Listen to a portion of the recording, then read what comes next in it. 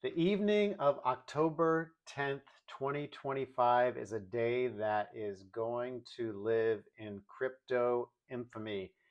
What were you guys doing on Friday, October 10th? It was a crazy day. We had the biggest liquidation going on in crypto history, at least up to this point in history. This has been the biggest liquidation event that has ever happened.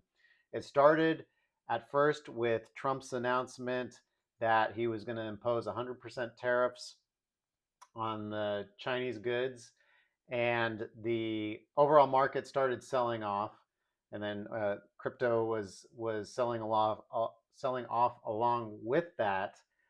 But then we had this cascade of liquidations that sent some altcoins literally down to 1 cent on some of the major exchanges. And there were so many traders of perpetual futures that were wiped out on Friday. I've been reading left and right stories of these people who have made millions and millions of dollars over the last year or two trading perpetual futures. Their accounts got completely wiped out. It was an insane day.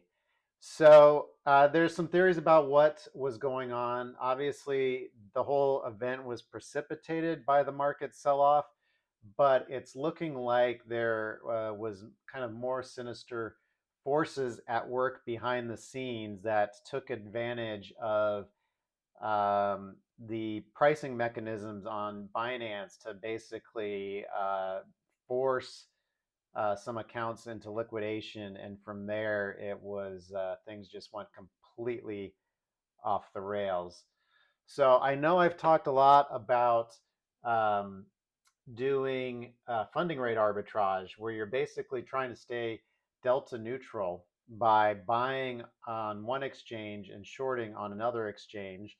And I can pull up here actually kind of an example of that. If we are looking at this is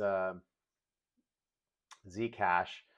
Not a huge funding difference between Paradex and Hyperliquid, only 10%. But like, let's say you were going to short Paradex and go long Hyperliquid because of the funding rate difference, right? So you're delta neutral.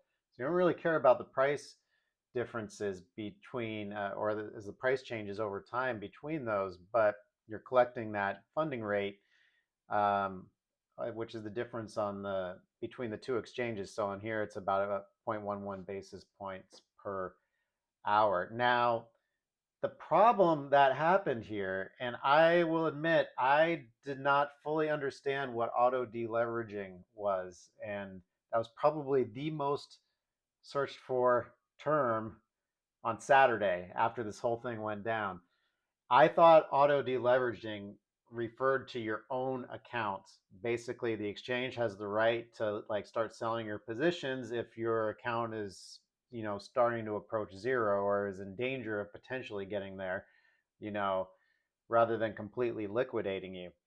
Now, what I learned is that it actually means they can liquidate you if there's nobody left on the other side of your trade. So this actually happened to me on Friday, and this happened to a lot of people too. Now, I wasn't doing any funding rate arbitrage, fortunately, over the weekend or at the end of the week, so I wasn't really exposed to this too much. But I have an account I do some discretionary trading in, and so I had some longs, Ethereum and Hype, and wasn't using really a whole lot of leverage. I had a little bit of leverage employed, but I was also short some just shit coins. And what ended up happening is my longs did okay. I mean, obviously they went down in value as the market dropped, but I wasn't in danger of getting liquidated because I didn't have a whole lot of leverage. But surprisingly, my shorts ended up getting liquidated, and this was on Hyperliquid. And doing some more research on it, basically what happens is if all these longs are getting liquidated because they had too much leverage going on in their accounts and they just couldn't hang on to those positions because they didn't have enough margin. the exchange had to close out their positions, right? They had to just get them out of the positions because they were out of cash. Now, what happens is, if there's shorts on the other side of that, somebody's got to get closed out on the short side, right? For every long in the perpetual future space, you got to have somebody that's on the other side of that. And so Hyperliquid has a mechanism for deciding who they are going to close out on the short side. So I logged into my account, and surprisingly, my short positions had already been closed out. And originally, I thought, I was like, oh, my account must have been dropping in value so much because of the sell off. But no, it was actually those short positions had gone up so much in value because those shit coins were approaching zero, that the longs were getting liquidated. And so I had no counterparties on the other side of my trade. So the exchange just liquidated my short position. Now, fortunately for me, on the two coins that got deleveraged, they actually got closed out near the low of the day. So I like really lucked out. If I had been like sitting there and wanting to like try to keep staying in those positions, I would have held on to the short and let it bounce back up and been where I was before the whole thing started. But the exchange actually liquidated me at the bottom and closed out my short position. So I completely lucked out. I actually, in this account, I ended up closing out like about 5% higher. So auto deleveraging. Now, Paradex didn't have really a whole lot about that. It had its definition of deleveraging was kind of what I thought it was about, which was, if your own account is approaching zero or in an unhealthy state, they have the right to start, selling off some of your positions. Hyperliquids, auto deleveraging, um, and looks like it's kind of off the screen here, but Hyperliquid's definition of auto deleveraging, they kind of talk a little bit more about why they might deleverage you and the algorithm that they use to determine who's going to get deleveraged. And it has to do with how big of a position you have, how much, and then how much your profit or loss is. And this is basically, they're saying, a way to keep the exchange solvent from the people that are blowing up on the other side of your trade. So now, what I am sure happened over the course of a few hours is a lot of people who were doing funding rate arbitrage and levered up, and that could have been myself included had I been doing what I was doing a few weeks ago. I was levered up, 3x on both sides, and figured I was okay because I was hedged. My long position very well could have been liquidated, and the short position could have been cut short because of auto deleveraging. And so it just goes to show you, unless like you were sitting down at your screen when this happened and you had a funding rate arbitrage a trade on, and you just closed out your positions manually when that happened, when you saw the market starting to get crazy, you very well could have been wiped out completely. Um, and which is a bit scary, right? Because you think that being hedged, um, that you're going to be safe from any price moves, but this is definitely a black swan event that has caught a lot of people off guard about what is actually possible. So yeah, I'm reading a lot of stories about people who not. I mean, I think there's a lot of FOMO been going on over the last year or so. With you see all these traders on X posting and how much money they're making, and people chasing all these airdrops, and it's just getting a little out of hand, I feel like. And so a lot of people were using way more leverage than they should have been, going into this event.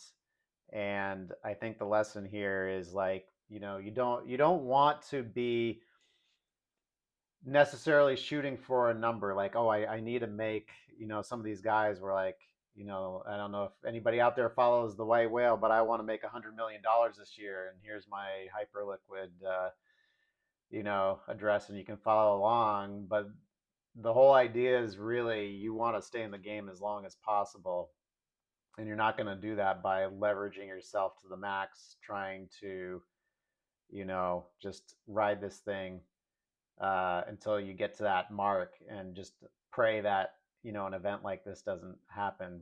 I mean, the market itself, the equity markets are way overdue for a correction.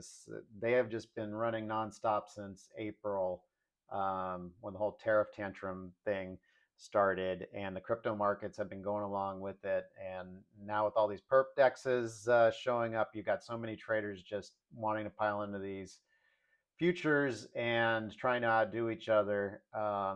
You know, it's not surprising with an event like this, you're seeing a lot of people that are hurting right now. So, but lesson learned, like if you've lived through enough of these, um, it's all about how you're gonna learn from this and adjust your trading in the future. So, with that said, the market making strategy did awesome during that time. I think on Friday it had a 28% gain, and on Saturday it had a maybe 9% gain.